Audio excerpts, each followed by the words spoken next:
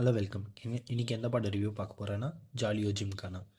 மண்டோனா Sebastian வந்துட்டு hotel ஆரம்பிப்பாங்க. அப்போ வந்துட்டு ஒரு பொலிட்டிக்கல் காய் வந்துட்டு அவர் வந்துட்டு பெரிய ஆர்டர் பண்ணிட்டு காசு கொடுக்காம ஏமாற்ற பார்ப்பாரு.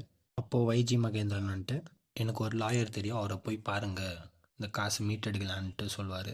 இப்போ இவங்க எல்லாம் போயிட்டு மீட் பண்ணதுக்கு ட்ரை பண்ணுவாங்க. அந்த லாயர் யாருன்னா பிரபுதேவா. இவங்க போய் பார்க்கும்போதே அவர் வந்துட்டு செத்து கெடுப்பார். யார் என்ன பண்ணார் அவருன்னு தான் இந்த படத்தோட கதை. இந்த படம் பார்த்திங்கன்னா ஒரு காமெடி படம்.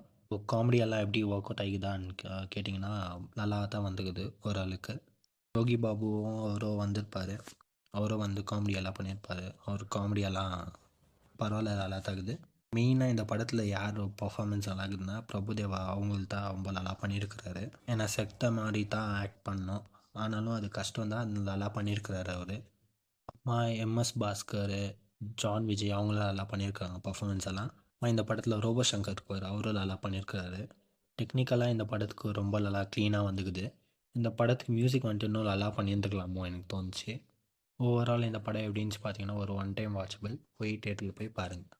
தேங்க்யூ.